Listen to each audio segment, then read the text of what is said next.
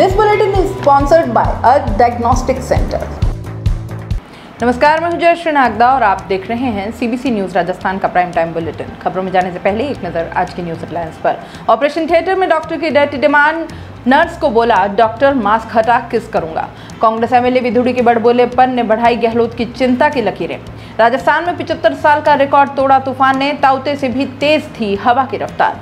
कांग्रेस का 3 सीटें जीतने का दावा, लेकिन विधायकों की नाराजगी बढ़ा रही BP. Ganesh Gogra party high command की शरण में, राज्यसभा में आदिवासी बनाम गैर आदिवासी विवाद में दिल्ली चले गोगरा। और अब खबरें विस्तार से।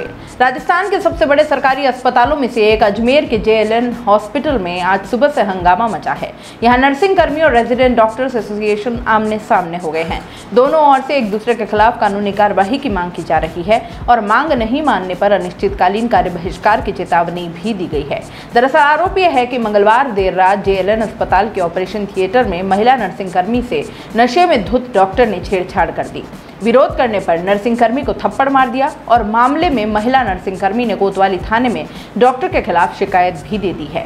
पुलिस मामले की जांच में जुट गई है। महिला नर्सिंग कर्मी ने बताया कि रात करीब 1:30 बजे वह थिएटर में काम कर रही थी और इसी दौरान रेजिडेंट डॉक्टर ईशान नशे में धुत होकर वहां पहुंचा। उनके साथ अभद्र व्यवहार और छेड़छाड़ की। इसे लेकर महिला कर्मचारी ने विरोध किया। महिला नर्सिंग कर्मचारी का आरोप है कि डॉक्टर ईशान ने थप्पड़ मारने के बाद उसके साथ गाली गलौज की और उसे धमकियां भी दी। JLN अस्पताल में हुई महिला नर्सिंग कर्मी से छेड़छाड़ और अभद्र व्यवहार की घटना के बाद बुधवार को महिला नर्सिंग कर्मी कोतवाली थाने पहुंची और डॉक्टर ईशान के खिलाफ छेड़छाड़ मारपीट की शिकायत की। उत्तर DSP छवि शर्मा के अनुसार महिला नर्सिंग कर्मी ने डॉक्टर के खिलाफ छेड़छाड़ मारपीट की रिपोर्ट दी है। पुलिस को दी शिकायत में कहा गया कि डॉक्टर ने उसे केस करने की कोशिश की और गंदी डिमांड करने लगा। नर्सिंग कर्मी का यह भी कहना है कि डॉक्टर जब उसे जबरदस्ती करने लगा तो वहां पहुंची सफाई कर्मी ने उसे बचाया और इसके बाद डॉक्टर वहां से भाग गया। देर रात हुई घटना के बाद नर्सिंग कर्मियों ने बुधवार सुबह JLN अस्पताल के बाहर कार्य बहिष्कार कर विरोध प्रदर्शन किया। राजस्थान नर्सेज एसोसिएशन अजमेर इकाई के अध्यक्ष गंगा शरण जाटव ने बताया कि महिला नर्सिंग कर्मी से डॉक्टर ईशान द्वारा की गई हरकत निंदनीय है। इस घटना के बाद नर्सेज एसोसिएशन में आक्रोश है। ईशान के खिलाफ राजकार्य में बाधा और महिला अत्याचार का मुकदमा दर्ज कर कार्रवाई की मांग की गई है। वहीं उन्होंने चेतावनी दी कि अगर मांगे जल्द पूरी नहीं हुई तो अस्पताल पर ताला लगा दिया जाएगा। इसकी जिम्मेदारी जिला प्रशासन की होगी। JLN अस्पताल के रेजिडेंट डॉक्टर्स के अध्यक्ष अभिषेक बताते हैं कि महिला नर्सिंग कर्मी द्वारा डॉक्टर ईशान पर झूठा आरोप लगाया जा रहा है। डॉक्टर देर रात ऑपरेशन थिएटर से ऑपरेशन करवा कर निकल रहे थे। उस वक्त डॉक्टर नशे में नहीं थे। वहां लगे CCTV में भी साफ दिखाई दे रहा है कि पहले महिला नर्सिंग कर्मी द्वारा डॉक्टर से अभद्र व्यवहार किया गया। इसका जवाब बाद में डॉक्टर ईशान ने दिया। उन्होंने कहा कि मामले में अगर एक तरफा कार्रवाई हुई तो रेजिडेंट डॉक्टर्स अनिश्चितकालीन हड़ताल पर उतर जाएंगे। चित्तौड़गढ़ के बेगू से कांग्रेस विधायक राजेंद्र सिंह विधुड़ी का बड़बोलापन फिर से चर्चा में आ गया है। उन्होंने कहा कि CM गहलोत अपने मंत्री के जेल जाने से डरते हैं और इस कारण रीट की CBI जांच नहीं करा पा रहे। विधुड़ी से बयान का वीडियो भी सामने आया है। वह पारसोली में सामुदायिक स्वास्थ्य केंद्र के नए भवन के लोकार्पण समारोह में बतौर अतिथि बोल रहे थे। इस दौरान पारसोली थाना पुलिस के खिलाफ बोलते बोलते विधुड़ी ने CM को भी घेर लिया। कहा थाने से डोडा चूरा चोरी हो गया और इसकी CBI जांच होनी चाहिए थी। मुख्यमंत्री ही गृह मंत्री है, उन्हें सबको सस्पेंड करना चाहिए था। सबको भगाकर CBI जांच करवानी चाहिए थी। CM रीट मामले की जांच नहीं करवा सकते, कम से कम पारसोली थाने के मामले की तो जांच करवानी चाहिए थी। मैंने CM को लिखा है कि रीट की CBI जांच को लेकर डर क्यों रहे हो, क्योंकि कोई मंत्री जेल चला जाएगा, लेकिन पारसोली थाने की तो CBI जांच करवा दो। MLA यही नहीं रुके, आगे उन्होंने चित्तौड़ से कांग्रेस पार्टी के एक वरिष्ठ नेता का नाम लिए बिना ही तंज कस दिया। बोले जो नेता 2 बार 50,000 वोटों से हारा है उसको मुख्यमंत्री ने राज्य मंत्री तक का दर्जा दे दिया और जीतने वाले को नीचे गिरा दिया। इस विधायक जीतेंगे तभी तो आप मुख्यमंत्री बनोगे। हमें हमारा कार्यकर्ता ही जिताएंगे। जब कार्यकर्ता ही मजबूत नहीं होगा तो उसकी कोई सुनेगा नहीं, हम भी कैसे जीतेंगे। विधुड़ी के बयान का वीडियो सामने आने पर राजनीतिक गलियारों में चर्चा है। वह अपनी ही सरकार के फैसलों से खफा बताए जा रहे हैं। कुछ महीने पहले भी तत्कालीन भैंसरोडगढ़ SHO को गाली देने के मामले में भी विधुड़ी विवादों में रहे थे। 75 किलोमीटर प्रति घंटे की रफ्तार से आए अंधड़ ने पिछले साल तबाही मचाने वाले चक्रवात ताउते को भी मात दे दी है। आंधी तूफान के साथ बारिश ओले से आग बरसाने वाली मई में AC जैसी ठंडक हो गई। यह 75 के रिकॉर्ड में पहली बार है जब जयपुर में न्यूनतम तापमान 18.9 डिग्री सेल्सियस रहा। आजादी के बाद सोमवार सोमवार की रात मई की सबसे ठंडी रात थी।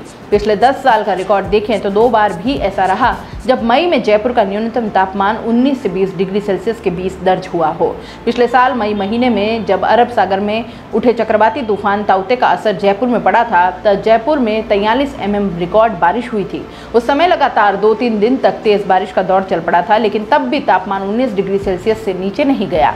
जयपुर मौसम केंद्र के निदेशक राधेश्याम शर्मा ने बताया कि कल जिस तरह का थंडर स्टॉर्म एक्टिविटी रही, ये अमूमन कई सालों बाद देखने को मिली है। इस दौरान 75 किलोमीटर से ज्यादा स्पीड की तेज हवाएं चली, जो पिछले साल आए चक्रवात ताउते से भी तेज थीं। चक्रवात ताउते में तूफान की रफ्तार करीब 60 किलोमीटर प्रति घंटा थी। जयपुर में 2021 में जब ताउते चक्रवात आया, तब 20 मई को न्यूनतम तापमान 19.4 डिग्री सेल्सियस तक लुढ़क गया और इस तरह 14 मई 2014 को भी तापमान 19.8 डिग्री सेल्सियस से नीचे आ गया। जयपुर के अलावा सोमवार रात राज्य के 7 शहरों में ठंडक का एहसास हुआ। इसमें अजमेर, पिलानी, सीकर, बूंदी, चूरू, हनुमानगढ़ और अलवर शामिल है। सबसे कम 17 डिग्री सेल्सियस तापमान सीकर जिले में रहा। इसके अलावा टोंक, चित्तौड़गढ़, धौलपुर, गंगानगर, नागौर और करौली में न्यूनतम तापमान 20 से 23 डिग्री सेल्सियस के बीच रहा। ज्योतिषियों की अगर माने तो बुधवार को ज्येष्ठ कृष्ण दशमी पर सूर्य रोहिणी नक्षत्र पर आएगा, जिसके साथ नौतपा की शुरुआत होगी और इस दौरान अगर धरती अच्छे से तपती है तो मानसून अच्छा रहने की संभावना होगी।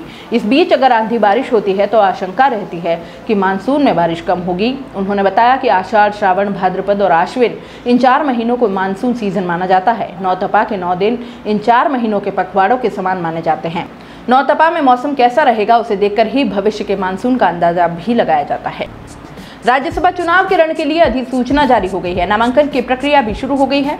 राजस्थान में मुकाबला 4 सीटों के लिए है। कांग्रेस दावा कर रही है कि हर हाल में 3 सीटें उसके खाते में आएंगी। कांग्रेस के इस दावे को मजबूत तो कहा जा सकता है, लेकिन हर हाल में ऐसा होगा ही ये तय नहीं माना जा सकता। तीसरी सीट जीतने में कांग्रेस को अच्छा खासा जोर लगाना पड़ेगा। विधायकों की नाराजगी की खबरों के बीच ये टास्क और भी ज्यादा मुश्किल हो सकता है। बीजेपी ये तीसरी सीट आसानी से कांग्रेस के पाले में नहीं जाने देगी। बीजेपी की ओर से 2 उम्मीदवार चुनावी मैदान में उतारते ही मुकाबला कड़ा हो जाएगा। कांग्रेस को तीसरी सीट जीतने में पसीना आएगा। फॉर्मूला ये कहता है कि प्रत्येक सीट के लिए प्रथम वरीयता के 41 वोट चाहिए। विधानसभा में कांग्रेस के पास 108 विधायक हैं, जबकि बीजेपी के पास 71 हैं। विधानसभा में निर्दलीयों की संख्या 13 है और इसके अलावा राष्ट्रीय लोकतांत्रिक पार्टी के 3, माकपा के 2 और बीटीपी के 2 विधायक हैं। राष्ट्रीय लोक दल का विधानसभा में 1 सदस्य है। राष्ट्रीय लोकतांत्रिक पार्टी अगर बीजेपी का साथ देती है तो उसकी संख्या 74 हो जाती है। ऐसे में अगर बीजेपी को दूसरी सीट जीतनी है तो उसे 8 अन्य विधायकों की जरूरत पड़ेगी। वहीं कांग्रेस को 3 सीटें जीतने के लिए 123 वोटों की जरूरत है। ऐसे में उसे निर्दलियों के साथ ही अन्य दलों का साथ चाहिए, लेकिन बीटीपी के साथ ही कुछ निर्दलीय विधायक नाराज बताए जा रहे हैं। अगर पार्टी इन्हें नहीं मना पाती है तो कांग्रेस के हाथ से तीसरी सीट छिटक सकती है।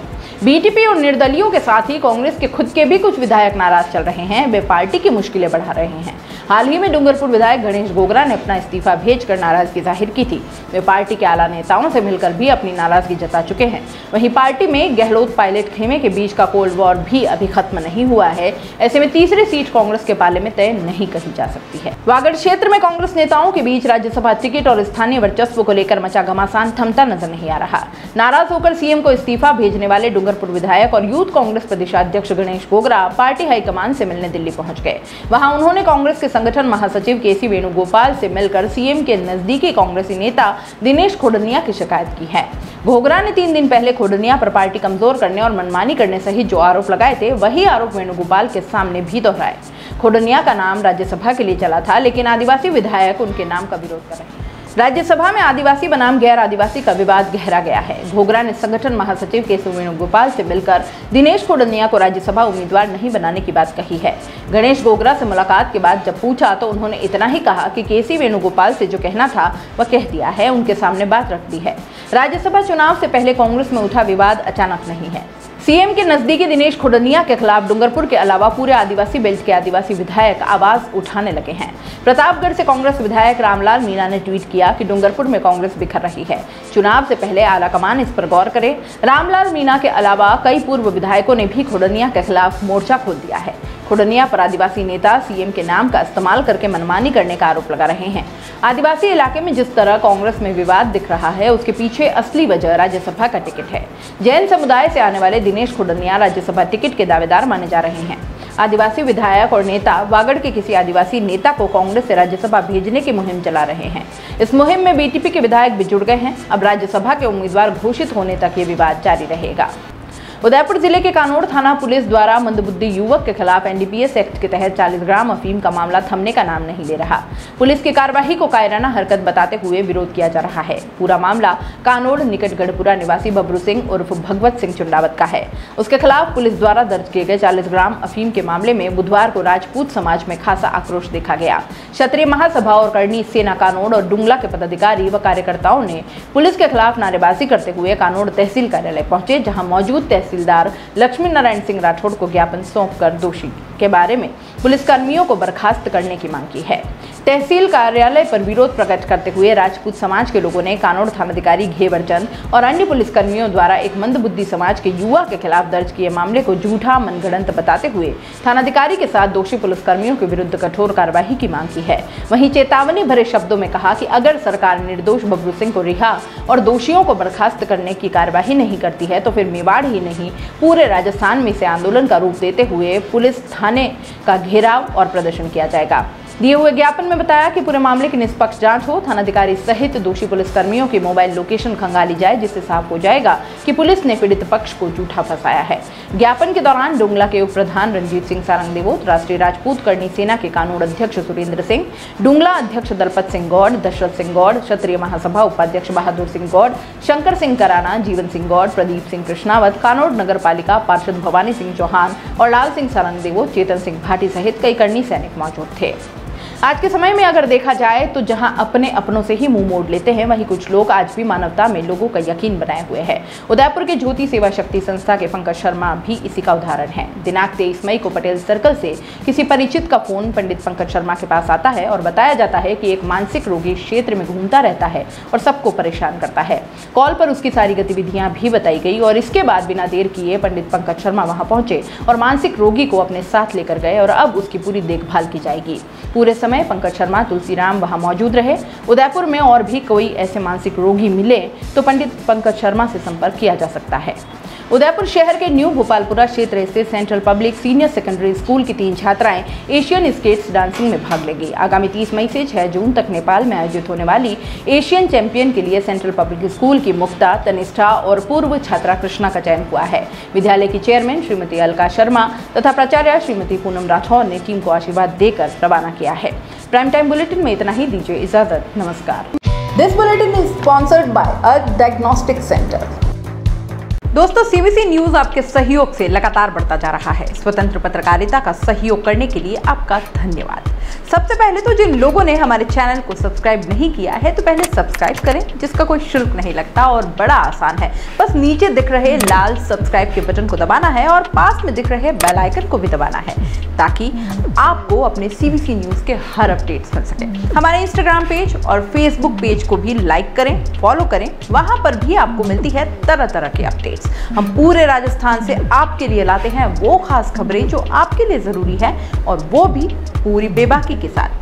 पत्रकारिता के इस मुश्किल दौर में आपकी आवाज जिम्मेदारों तक पहुंचाना ही हमारा लक्ष्य है, और ये आपके सहयोग के बिना संभव नहीं है। हमारा सहयोग करें, स्वतंत्र पत्रकारिता में अपना योगदान दें और ज्वाइन बटन पर जाकर सदस्यता लें, चाहे सबसे छोटी सहायता के रूप में ही क्यों ना हो। जनता की बेबाक आवाज बने रहें, उसके लिए सहयोग आपको ही करना है। सब्सक्राइब करिए और ज्वाइन बटन पर क्लिक कर सदस्यता ग्रहण कीजिए।